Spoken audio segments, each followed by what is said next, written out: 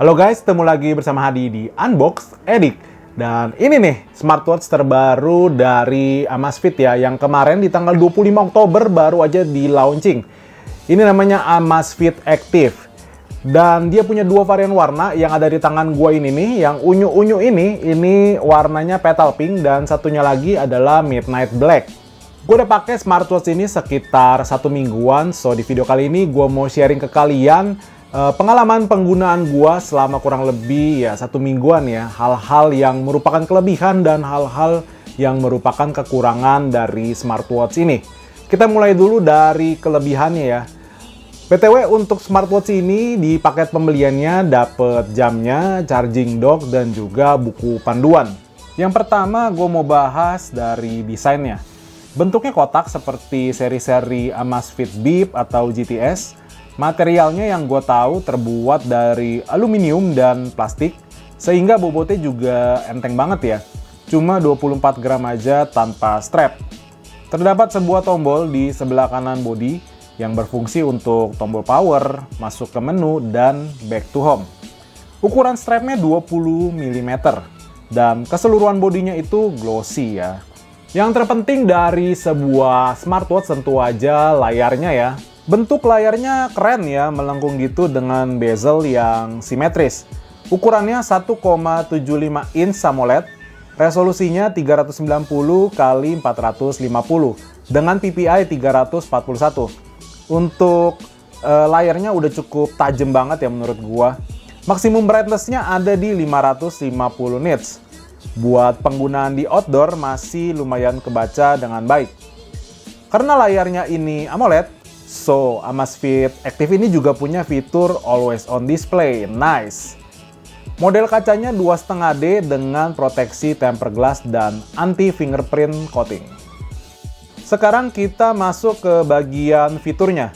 Heart rate check, blood oxygen check, terus masih banyak lagi fitur-fitur pendukung lain seperti seharusnya sebuah smartwatch yang nggak mungkin gua sebutin satu persatu. Smartwatch ini punya 120 mode workout dan juga udah punya GPS built-in dengan 5 satellite positioning system. Ada GPS, GLONASS, Galileo, BDS, QZSS. So, buat kalian yang suka jogging outdoor ataupun sepedaan, nggak perlu bawa-bawa lagi HP-nya, jadi tinggal bawa aja jam ini ya. GPS-nya juga lumayan akurat. Nah, ini ada hasil gua jalan santai di taman yang gua sync ke aplikasinya yaitu Zepp. Di aplikasi Zepp ini, hasil latihan gua juga bisa gua koneksikan ke Strava, Google Fit, dan lain-lain. Berhubung kita lagi ngomongin aplikasinya si Zepp, so kita langsung cek aja nih aplikasinya si Zepp itu seperti apa. Aplikasi Zepp ini cukup informatif ya. Terdapat 4 buah tab di bagian bawah. Ada Home, Sleep, Workout, dan Profile. Di bagian Home cukup banyak data yang disajikan, mulai dari heart rate, stress, blood oxygen, sampai cycles yang biasa dipakai buat wanita menghitung tanggalan untuk menstruasi ya. Di Home ini juga kalian bisa custom ya sesuka hati kalian.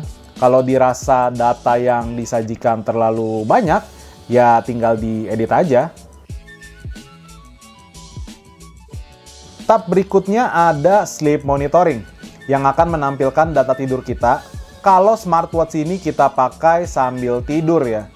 Cukup lengkap datanya, mulai dari tidur berapa lama, kemudian ada semacam grafik yang menampilkan apakah kita tidurnya nyenyak atau cuma tidur ayam aja. Ada juga data REM, Rapid Eye Movement saat kita tidur. Kemudian kita berapa kali terbangun dan berapa lama kita terbangun. Pokoknya lengkap banget dah. Tab berikutnya ada Workout ya, yang akan menampilkan data latihan kita yang direcord saat kita gunakan mode workout di smartwatch ini. Data yang ditampilkan di sini juga cukup lengkap ya, mulai dari kalori, maksimum speed, sampai rute yang gua lalui saat gua jalan atau lari di luar ruangan. Terakhir ada tab profile buat setting-setting dan masuk ke settingan smartwatch kita. Pas kita masuk ke menu settingan smartwatch ini, banyak tuh muncul settingan-settingan yang sebenarnya itu sebagian besar bisa kita lakukan di smartwatch kita. Gua nggak akan bahas satu persatu settingannya ya, karena akan panjang banget kalau dibahas. Intinya settingannya cukup lengkap buat smartwatch ini. Buat fitur-fitur tambahan di smartwatch ini, udah punya rating 5 ATM, jadi bisa dipakai buat berenang ya, udah aman. Punya speaker dan mic, jadi bisa dipakai buat dengerin musik dengan loudspeaker dan dengan headset melalui koneksi Bluetooth dari smartwatch-nya, atau dipakai teleponan dari smartwatch ini.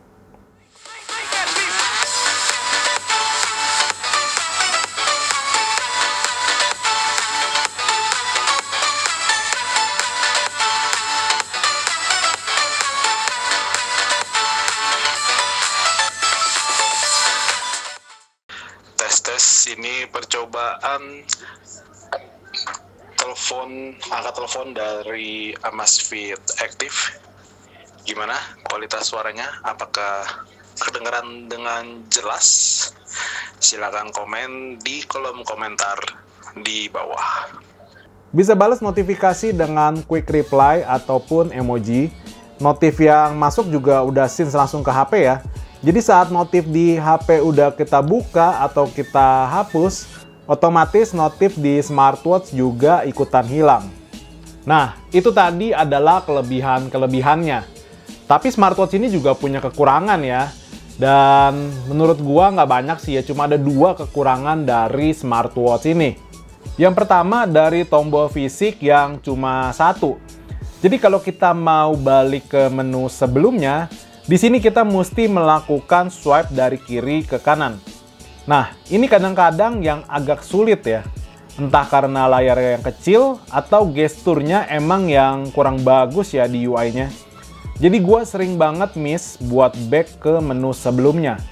Nah, kalau kita pakai tombol fisiknya, itu cuma bisa langsung balik ke home-nya aja.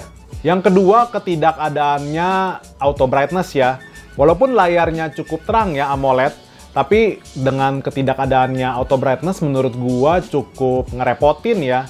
Terutama buat gua yang sering pindah-pindah tempat ya, antara indoor dan juga outdoor. Jadi gua tuh mesti sering-sering mainin slider brightness-nya. Nanti kalau gua mentokin brightness-nya pas di indoor bakalan terang banget. Tapi kalau nggak dimentokin pas di outdoor berasa kurang maksimal ya. Jadinya gue mesti sering-sering tuh mainin slider brightness-nya yang untungnya masih bisa diakses dari control center-nya. Oke, sekarang kita masuk ke kesimpulan ya. Menurut gue Amazfit Active ini cukup oke di kelasnya. Fiturnya banyak dan lengkap ya. Oh ya, sampai kelupaan nih. Baterainya ada 300 mAh dan awet banget ya. Klaim Amazfit untuk penggunaan standar itu bisa sampai 14 hari. Penggunaan real gua dengan semua fitur aktif, notif beberapa aplikasi aktif juga, termasuk gua pakai AOD-nya. Setelah gua pakai kurang lebih seminggu, baterainya sekarang sisa di 20%-an. Harusnya kalau AOD-nya gua matiin, baterainya bisa bertahan 2 kali lipat ya, 14 hari seperti klaim si Amazfit. So, buat kalian yang lagi cari smartwatch, terutama yang bentuknya kotak dan fiturnya lengkap, bisa langsung lirik aja smartwatch ini. Apalagi kalau kalian gak masalah dengan 2 kekurangan yang tadi udah gua sebutkan ya. Amazfit Active ini dijual dengan harga 1,899 atau 1,9 juta kembali 1000. Emang bukan harga yang cukup murah ya buat sebuah smartwatch. Tapi dengan melihat banyak kelebihannya, menurut gua smartwatch ini patut buat diperhitungkan. Buat kalian yang minat, bisa langsung klik aja link di deskripsi. Oke, kira-kira segitu dulu aja untuk video kali ini pembahasan tentang Amazfit Active. Seperti biasa, kalau kalian suka dengan video ini, silahkan di like, di share, dan juga di subscribe. Dan kita ketemu lagi di video selanjutnya. Bye guys!